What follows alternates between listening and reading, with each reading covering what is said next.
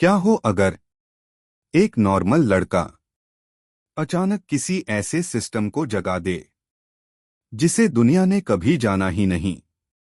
नमस्ते दोस्तों, मेरा नाम है ब्रिजेश यादव और आप देख रहे हैं मिस्ट्रियस वर्ल्ड।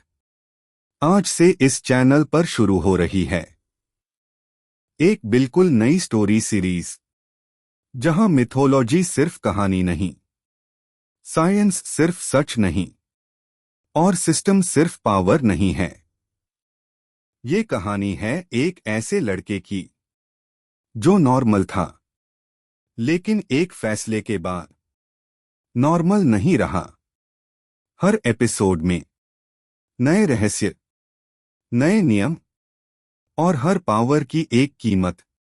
अगर आपको पसंद है dark stories, system based powers और स्लो बर्न मिस्ट्री, तो इस सीरीज को एंड तक जरूर देखिए, क्योंकि मिस्ट्रियस वॉल्ट की इस कहानी में सिस्टम किसी को नहीं चुनता, वो सिर्फ देखता है कौन सरवाइव करता है। तो चलिए कहानी शुरू करते हैं। घर का माहौल सुबह के 5:42 बजे थे। मोबाइल का अलार्म चौथी बार बजा तो हरिओम साह ने झुंझलाकर तकिया उठाया और फोन पर दे मारा। धड़ाम, अलार्म बंद हो गया, लेकिन जिंदगी का शोर नहीं। हरिओम, उठ जा बेटा, देर हो रही है। माँ की आवाज रसोई से आई, रोज की तरह वही लहजा, वही चिंता। हरिओम ने आंखें खोलीं। छत को घूरते हुए उसे लगा जैसे उसकी जिंदगी किसी स्क्रीन पर बार बार चल रही हो। उठो, स्कूल जाओ, पढ़ो, तुलना हो, सो जाओ। बस 1 साल और, उसने खुद से कहा। कमरे में ज्यादा कुछ नहीं था, एक सिंगल बेड, पुरानी सी मेज और दीवार पर लगा केंद्रीय विद्यालय का टाइम टेबल। वह 12वीं कक्षा में था।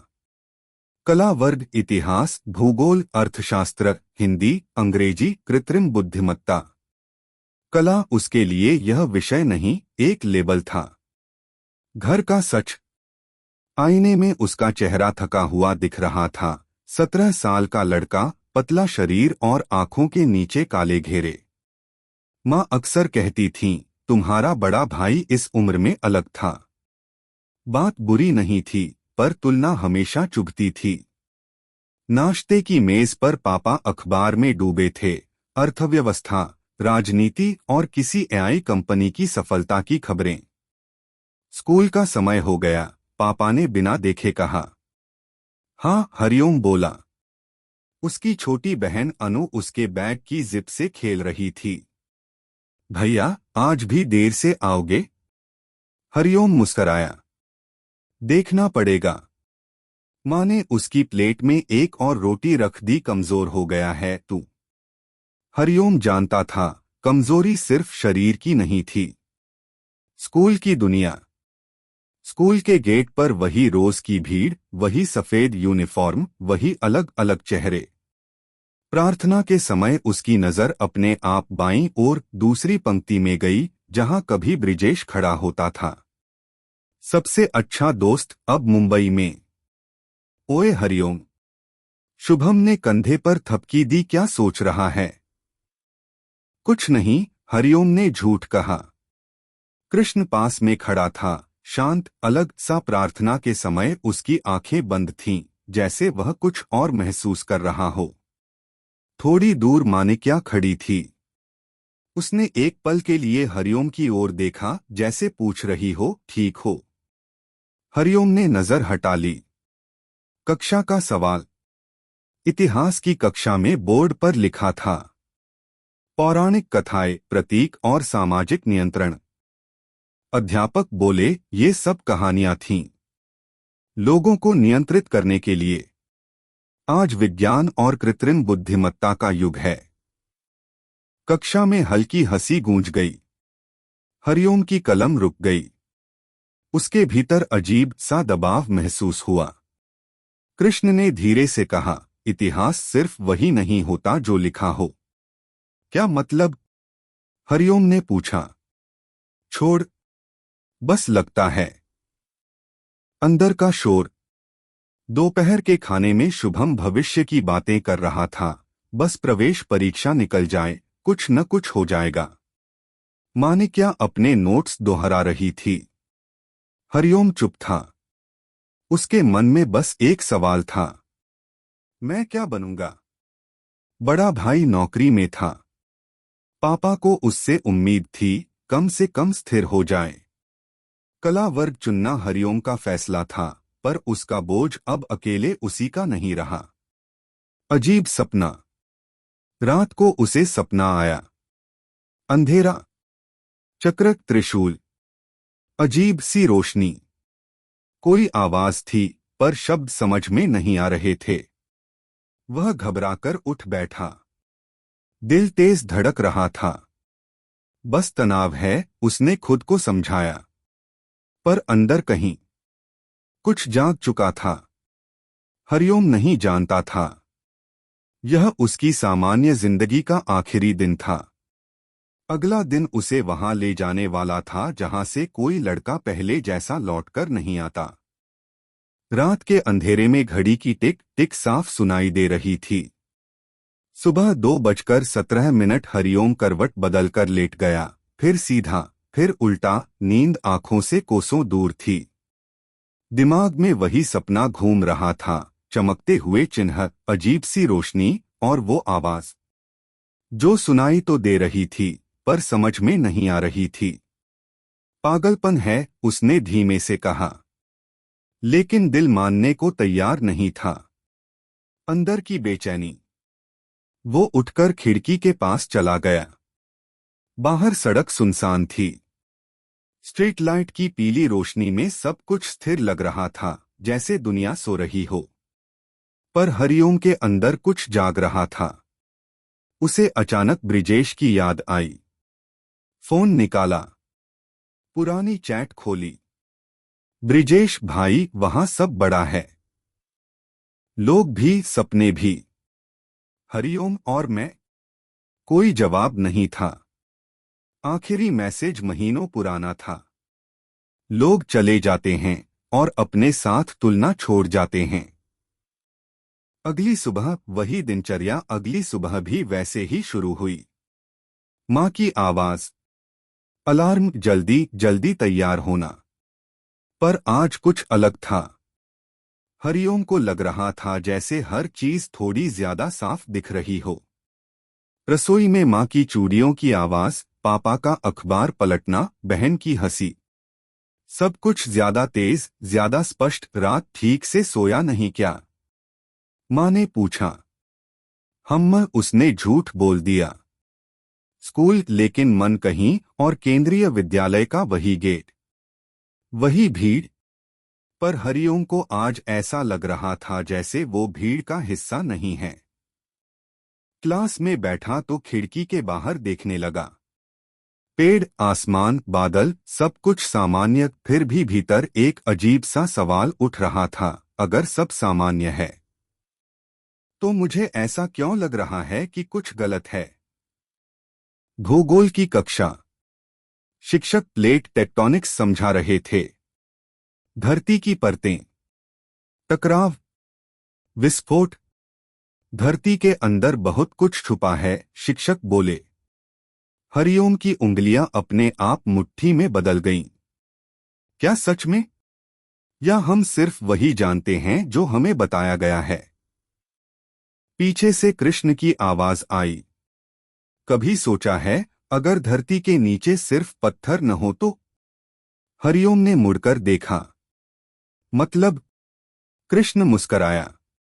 कुछ नहीं, बस सवाल। मनिक्या की नजर। लंच के समय मनिक्या ने पहली बार खुद बात शुरू की। तुम आज अजीब लग रहे हो, उसने कहा। अजीब कैसे? जैसे यहां हो, पर दिमाग कहीं और।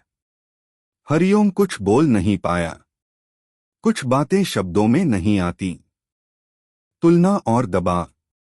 शाम को घर लौटते वक्त पापा का फोन आया। भैया ने आज नई जिम्मेदारी संभाली है, उन्होंने गर्व से कहा। हरिओम ने बधाई दी, सच में खुशी भी हुई। पर उसी खुशी के नीचे एक चुपचाप डर बैठा था, मैं कब या कभी नहीं। रात एक और संकेत। उस रात उसने किताब खोली, इतिहास। एक पन्ने पर उसकी नजर अटक गई। एक पुराना चित्र, मंदिर जैसा, लेकिन किसी मशीन के साथ। उसे याद नहीं था कि ये पहले देखा था। दिल तेज धड़कने लगा। उसने किताब बंद कर दी। हरिओम को नहीं पता था कि ये सवाल, ये बेचैनी, ये संकेत सब उसे उस जगह की ओर खींच रहे थे जहां से वापसी आसान नहीं होती, जहां सामान्य शब्द अपना मतलब खो देता है। रात धीरे धीरे गहराती जा रही थी। छत पर लगा पंखा लगातार घूम रहा था, लेकिन हरिओम के दिमाग में चल रही बातें किसी भी हवा से ठंडी नहीं हो रही थीं। वो फिर से बिस्तर पर लेट गया, आंखें बंद कीं और खुद से एक सवाल पूछा, अगर मैं सच में कुछ खास नहीं बना तो? ये सवाल डरावना नहीं था, ये सवाल थका हुआ था। बड़े भाई का फोन। करीब 10 बजे मोबाइल बजा। स्क्रीन पर नाम चमका, भैया। हरिओम ने फोन उठाया। कैसा है? भाई की आवाज में हमेशा की तरह खुद पर भरोसा था। ठीक हूं, हरिओम ने कहा। पढ़ाई कैसी चल रही है? वही सवाल, हमेशा वही। चल रही है, उसने फिर शॉर्ट आंसर दिया। दूसरी तरफ कुछ सेकंड की चुप्पी रही। देख, प्रेशर मत ले, भाई बोले, पर एम क्लियर होना चाहिए। हरिओम ने हाँ में सिर हिलाया, हालांकि भाई उसे देख नहीं सकते थे। उसे अपना मकसद भी साफ नहीं दिखता था। अंदर का द्वंद्व। फोन कटने के बाद हरिओम देर तक सीलिंग देखता रहा। उसने आर्ट्स इसलिए ली थी क्योंकि उसे इतिहास पसंद था। कहानियां, सभ्यताएं, युद्ध, विचार। पर जब वही इतिहास सिर्फ कहानी कहकर पढ़ाया जाता तो उसे अजीब सा लगता। अगर सब झूठ था तो इंसान हजारों साल तक क्यों मानता रहा? ये सवाल वो किसी से पूछ नहीं सकता था। अगला दिन एक छोटा सा फैसला। अगले दिन स्कूल से लौटते वक्त शुभम और कृष्ण किसी और रास्ते से जा रहे थे। आज लाइब्रेरी चलें? मनिक्या ने पूछा। हरिओम ने मना करने के लिए मुंह खोला, पर रुक गया। हाँ, उसने खुद को हैरान करते हुए कहा। लाइब्रेरी लगभग खाली थी। पुरानी किताबों की खुशबू और सन्नाटा। हरिओम की नजर एक पुरानी अलमारी पर पड़ी, जिस पर लिखा था, संदर्भ ग्रंथ अप्रचलित। उसने बिना सोचे एक मोटी सी किताब निकाल ली। कवर पर कोई नाम नहीं था, बस एक चिन्ह, वही चिन्ह जो उसके सपने में था। उसके हाथ कांप गए। किताब का एक पन्ना। उसने पन्ना पलटा। लाइनें धुंधली थीं, भाषा पुरानी। पर एक वाक्य सीधे उसके दिल में उतर गया, जो सबके जैसा होता है वही सबसे पहले भूला जाता है। हरिओम ने किताब बंद कर दी। उसकी सांस तेज चल रही थी। सब ठीक है? मनिक्या ने पूछा। हाँ, उसने कहा, पर उसकी आवाज खुद उसे अजनबी लगी। घर लौटते समय। शाम को घर लौटते वक्त वो अकेला था। सड़क वही थी, पर आज हर चीज थोड़ी अलग लग रही थी। एक पुराना बोर्ड दिखा, आगे जाना मना है। वो रास्ता हमेशा बंद रहता था। आज हरिओम की नजर वहीं अटक गई। उसे नहीं पता था क्यों, पर दिल ने कहा, एक दिन यहीं से कुछ शुरू होगा। रात, आखिरी शांति। उस रात हरिओम जल्दी सो गया। कोई सपना नहीं आया, बस गहरी नींद। शायद ये शांति का आखिरी पल था, क्योंकि कुछ जिंदगियों में शुरुआत से पहले एक लंबी खामोशी आती है और फिर सब कुछ बदल जाता है। हरिओम साह अभी भी एक नॉर्मल लड़का था। केंद्रीय विद्यालय का छात्र, 12वीं का आर्ट्स वाला। एक बेटा, एक भाई, एक दोस्त, पर बहुत जल्द नॉर्मल सिर्फ एक याद बन जाने वाला था। कुछ रातें होती हैं जो शोर नहीं करती, न कोई सपना, न कोई डरावनी परछाई, बस एक भारी सी खामोशी। हरिओम की उस रात नींद भी ऐसी ही थी, गहरी, शांत और अजीब तरह से खाली। लेकिन सुबह होते ही वो खामोशी टूट गई। सुबह जो ठीक नहीं लग रही थी। आंख खुलते ही हरिओम को सबसे पहले एहसास हुआ, आज कुछ गलत है। कोई आवाज नहीं, कोई सपना नहीं, कोई बेचैनी भी नहीं। बस एक अजीब सा खिंचा, जैसे कोई उसे बुला रहा हो। वो बिस्तर पर बैठ गया। कमरे में सब वैसा ही था, पंखा, मेज, किताबें। लेकिन फिर उसकी नजर टेबल पर रखी उस किताब पर पड़ी। वही बिना नाम वाली किताब। वो किताब उसने कल लाइब्रेरी से इश्यू नहीं कराई थी। उसने बस पलटी थी। फिर भी वो किताब यहाँ थी। मैं इसे लाया कब?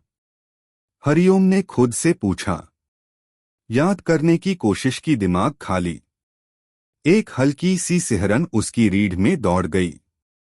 घर की सामान्य बातें, लेकिन मन असामान्य। नाश्ते पर सब सामान्य था। माँ सब्जी काट रही थीं। पापा मोबाइल पर कुछ पढ़ रहे थे। बहन स्कूल की कहानी सुना रही थी। लेकिन हरिओम का ध्यान बार बार खिड़की से बाहर जा रहा था। वही सड़क, वही मोड़, जहां वो निषिद्ध रास्ता था। आज स्कूल में टेस्ट है न? माँ ने पूछा। हाँ, हरिओम ने जवाब दिया। पर उसका मन क्लासरूम में नहीं था। स्कूल शरीर यहां, दिमाग कहीं और। केंद्रीय विद्यालय की घंटी बजी। छात्र क्लास में बैठे। कॉपी खुली। पर हरिओम की नजर बार बार खिड़की के बाहर जा रही थी। इतिहास की कक्षा थी। शिक्षक बोले, सभ्यताएं उभरी और नष्ट हो गईं। सब समय का खेल है। हरिओम के मन में एक सवाल उठा, अगर सब नष्ट हो गया तो कुछ चीजें आज भी क्यों बची हैं? कृष्ण ने जैसे उसकी सोच सुन ली हो। कभी कभी कृष्ण ने धीमे से कहा, जो मिटाया जाता है वो असल में दफन किया जाता है। हरिओम ने उसकी ओर देखा। तुम ऐसा क्यों बोलते हो? उसने पूछा। कृष्ण ने बस मुस्कुरा दिया। कुछ सवालों के जवाब सड़क पर मिलते हैं, क्लास में नहीं। मनिक्या का शक। लंच के समय मनिक्या ने फिर गौर किया। तुम आज बहुत क्वाइट हो, उसने कहा। बस नींद पूरी नहीं हुई, हरिओम ने कहा। मनिक्या ने उसकी आंखों में देखा। झूठ बोलना सीख लिया है, उसने हल्की सी मुस्कान के साथ कहा, पर छुपाना अभी नहीं। हरिओम कुछ नहीं बोला। कुछ बातें कहने से डर लगती हैं, क्योंकि अगर कोई सुन ले तो सच हो जाती हैं। स्कूल के बाद फैसला। छुट्टी के बाद शुभम जल्दी निकल गया। कृष्ण ने कहा, मुझे आज घर जल्दी जाना है। मनिक्या भी अलग रास्ते चली गई। और हरिओम अकेला रह गया। वो जानता था उसे क्या करना है। न कोई योजना, न कोई वजह। बस वो खिंचाव। वो सड़क जहां बोर्ड लगा था, आगे जाना मना है, उसने कदम बढ़ाया। एक कदम, फिर दूसरा। दिल तेज धड़क रहा था, लेकिन पैर नहीं रुके। निषिद्ध रास्ता। सड़क सुनसान थी। जितना आगे बढ़ता गया, शहर की आवाज पीछे छूटती गई। एक पुरानी बाड़, जंग लगा फाटक, और नीचे जाती एक अंधेरी सीढ़ी। हवा ठंडी थी, अजीब तरह से ठंडी। ये बेवकूफी है, हरिओम ने खुद से कहा। लेकिन फिर भी उसने मोबाइल की टॉर्च जलाई और नीचे उतरने लगा। हर सीढ़ी के साथ उसे लग रहा था जैसे वो सिर्फ जमीन के नीचे नहीं जा रहा, बल्कि अपनी पुरानी जिंदगी से दूर कहीं और उतर रहा है। सीढ़ियां खत्म होने का नाम नहीं ले रही थीं। हरिओम को नहीं पता था वो कितनी नीचे आ चुका है, बस इतना पता था कि मोबाइल की रोशनी अब दीवारों तक ठीक से नहीं पहुंच रही थी। हवा बदल चुकी थी। ऊपर की गर्म धूल भरी हवा की जगह यहाँ ठंडक थी, लेकिन वो ठंडक आरामदायक नहीं थी। यह ऐसी ठंड थी जो त्वचा को नहीं, हड्डियों को छूती है। नीचे की दुनिया। आखिरी सीढ़ी पर पैर रखते ही उसके जूते की आवाज अचानक गूंज गई। तप तप आवाज लौटकर आई एको। यह जगह खाली नहीं थी।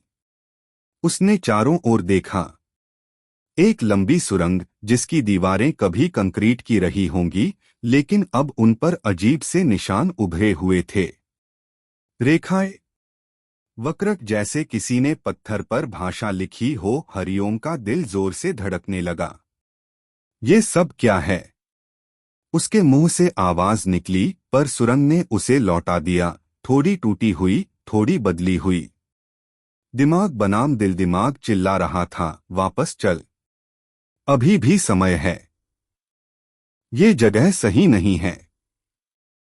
लेकिन दिल अजीब तरह से शांत था, जैसे वो कह रहा हो तू सही जगह आ गया है। हरिओम ने एक लंबी सांस ली और आगे बढ़ गया। रोशनी का खेल जैसे जैसे वो आगे बढ़ा, दीवारों पर बने निशान हल्की हल्की चमकने लगे। मोबाइल की रोशनी से नहीं, खुद से नीली, पीली और कहीं कहीं गहरी लाल। वो निशान अब सिर्फ निशान नहीं लग रहे थे, वो देख रहे थे। हरिओम ने तुरंत नजर हटाई। उसके माथे पर पसीना आ गया। मैं पागल हो रहा हूं, उसने खुद से कहा। पर अंदर कहीं उसे पता था, ये पागलपन नहीं है। समय का अजीब एहसास। उसे नहीं पता वो कितनी देर से चल रहा है। 5 मिनट, 10 या उससे ज्यादा। मोबाइल की बैटरी अभी भी लगभग पूरी थी। घड़ी देखी। समय वही दिखा रहा था जो ऊपर था, लेकिन महसूस नहीं हो रहा था, जैसे यहां समय चलता ही नहीं। पहली झलक। फिर सुरंग अचानक खुल गई। सामने एक विशाल सा कक्ष था। हरिओम वहीं रुक गया। उसकी सांस अपने आप थम गई। मंदिर या कुछ और? वो जगह मंदिर जैसी थी। ऊंचे ऊंचे स्तंभ, छत पर उकेरी गई आकृतियां, बीच में एक बड़ा सा मंच, लेकिन वो पत्थर के साथ साथ धातु का भी था। स्तंभों के बीच तारें थीं। दीवारों में अजीब सी प्लेटें जड़ी थीं। और मंच के बीच में एक संरचना। ना पूरी मशीन, ना पूरी मूर्ति, कुछ ऐसा जो दोनों का मेल था। हरिओम को लगा जैसे उसकी छाती पर कोई भारी चीज रख दी गई हो। डर जो भागने नहीं देता। उसके पैर अपने आप पीछे हटे। लेकिन तभी धड़ाम, पीछे से कुछ गिरने की आवाज आई। हरिओम ने पलटकर देखा। वो रास्ता जहां से वो आया था अब वैसा नहीं था। सुरंग का मुंह अंधेरे में डूब चुका था। पूरा बंद नहीं, पर अब पहचान में नहीं आ रहा था। नहीं, नहीं। उसकी आवाज कांप गई। उसने एक कदम आगे बढ़ाया, फिर रुक गया। अब उसके पास दो ही रास्ते थे, या तो अंधेरे में भटकना, या उस जगह को देखना जो उसे यहाँ खींच लाई थी। यादें और संकेत। उसके दिमाग में अचानक बहुत सी चीजें एक साथ आने लगीं। वो सपना, किताब का चिन्ह, इतिहास की कक्षा, कृष्ण के शब्द, जो मिटाया जाता है वो दफन किया जाता है। हरिओम ने धीरे धीरे कदम आगे बढ़ाए, मंच की ओर। पहली प्रतिक्रिया, जैसे ही उसका पैर मंच के पास पहुंचा, हवा बदल गई। रोशनी तेज हो गई और उस संरचना के अंदर कुछ जाग गया। एक हल्की सी ध्वनि। कोई भाषा नहीं, कोई शब्द नहीं, बस एक एहसास, किसी ने उसकी मौजूदगी नोट कर ली है। हरिओम का दिल अब तेज नहीं, बेहद साफ धड़क रहा था। जैसे उसे पता हो अब जो होने वाला है वो टाला नहीं जा सकता। मंच के सामने खड़े होकर हरिओम को पहली बार महसूस हुआ, डर सिर्फ भागने की इच्छा नहीं होता, कभी कभी डर जड़ बना देता है। उसके पैर जमीन में गड़े हुए थे, सांस चल रही थी, दिल धड़क रहा था, पर शरीर जैसे किसी और के कंट्रोल में था। संरचना की नजदीक से झलक वो धीरे धीरे आगे बढ़ा। हर कदम के साथ मंच के बीच रखी संरचना ज्यादा साफ दिखने लगी। नीचे का हिस्सा पत्थर का था, पुराना, खुरदुरा, हजारों साल की मार झेल चुका। लेकिन ऊपर का हिस्सा धातु का, चिकना, बिना जंग के ऐसा लग रहा था जैसे उसे कल ही बनाया गया हो। पत्थर और मशीन एक दूसरे में ऐसे घुले हुए थे जैसे दोनों कभी अलग थे ही नहीं। ये कैसे मुमकिन है? हरिओम ने बुदबुदाया। उसका इतिहास का दिमाग इस नजारे को स्वीकार करने से इनकार कर रहा था। दीवारों का सच उसने टॉर्च घुमाई। दीवारों पर उकेरी गई आकृतियां अब साफ दिख रही थीं। देवता जैसे चेहरे, लेकिन पारंपरिक नहीं। उनकी आंखें अजीब तरह से बड़ी थीं। हाथों में अस्त्र नहीं, बल्कि ज्यामितीय आकृतियां। और उनके पीछे आकाश, तारे, ग्रह। ये पृथ्वी नहीं दिखा रहे, हरिओम ने खुद से कहा। उसके गले में सूखापन आ गया। अचानक आया दर्द। जैसे ही उसने एक आकृति को ज्यादा देर देखा, उसके सिर में तेज दर्द उठा। आह! उसने सिर पकड़ लिया और घुटनों के बल बैठ गया। दर्द ऐसा नहीं था जैसे सिर फट रहा हो, बल्कि ऐसा जैसे कोई उसके दिमाग में जानकारी उड़ेल रहा हो। छवियां, आवाजें, टूटी फूटी झलकियां, पर कुछ भी साफ नहीं। पहली स्पष्ट प्रतिक्रिया और तभी धुन। एक धीमी भारी आवाज पूरे कक्ष में गूंज गई। मंच के बीच रखी संरचना हल्के से कांपने लगी। दीवारों के चिन्ह अब पूरी तरह चमक रहे थे। नीला, सफेद और गहरा सुनहरा। हवा में एक अजीब सी कंपन थी। हरिओम ने उठकर देखा। मैंने कुछ नहीं किया। उसकी आवाज कांप रही थी। लेकिन ये जगह किसी सफाई की मोहताज नहीं थी। पहचान संरचना के सामने हवा में हल्की सी रोशनी इकट्ठा होने लगी। कोई आकृति नहीं, कोई चेहरा नहीं, बस एक बिंदु। और फिर उसके दिमाग में एक भाव उभरा। शब्द नहीं, आवाज नहीं, सिर्फ अर्थ। तुम यहां क्यों हो? हरिओम की आंखें फैल गईं। मैं? उसने मुंह खोला, पर आवाज नहीं निकली। मैं क्यों यहां हूं? उसके पास इस सवाल का कोई जवाब नहीं था। सच जो डराता है, उसके भीतर एक और एहसास उठा। ये कोई भगवान नहीं है। ये कोई आत्मा नहीं है। ये कुछ ऐसा है जो भावनाओं से परे है, जो सिर्फ देखता है, मापता है, तोलता है। हरिओम को अचानक खुद पर बहुत छोटा महसूस हुआ। समय रुक गया। उसने पीछे मुड़कर देखा। सुरंग अब बिल्कुल नहीं दिख रही थी। कक्ष के चारों ओर बस दीवारें थीं। कोई रास्ता नहीं, कोई दरवाजा नहीं। मैं फंस गया हूं, उसने धीमे से कहा।